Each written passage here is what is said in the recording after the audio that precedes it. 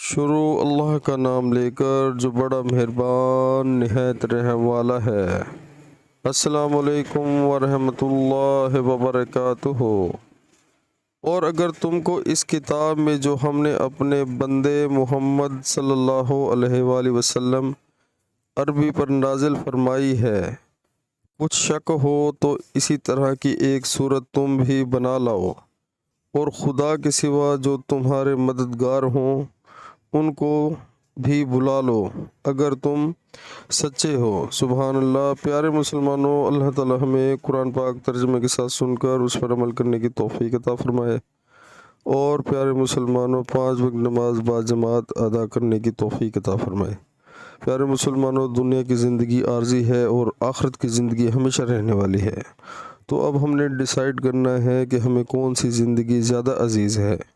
پیارے مسلمانوں، یہ ہمارا مال دولت ہر چیز یہیں پر رہ جائے گا، ہر چیز ختم ہو جائے گی، اور ہمارے اعمال ہمارے ساتھ جائیں گے۔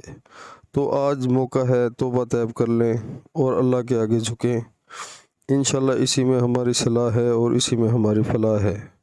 پیارے مسلمانوں، اللہ تعالیٰ کا ہمیں شکر ادا کرنا چاہیے کہ اللہ تعالیٰ نے ہمیں مسلمان گھر میں پیدا کیا ہے، اور اللہ تعالیٰ کافروں سے بیان کر رہے ہیں کہ اگر تم سچے ہو تو اس جیسی صورت ایک بنا لاؤ، جو یعنی کہ حضور پاک صلی اللہ علیہ وآلہ وسلم پر اللہ تعالیٰ نے قرآن پاک کی صورتیں نازل کی ہیں۔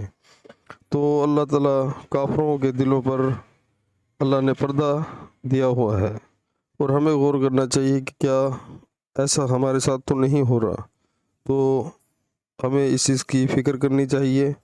انشاءاللہ بہت فائدہ ہوگا، آخرت کے بارے میں سوچیں۔ جس ٹائم بھی اذان کا ٹائم ہو نماز باجماعت ادا کریں، دنیا کے سارے کام چھوڑ دیں۔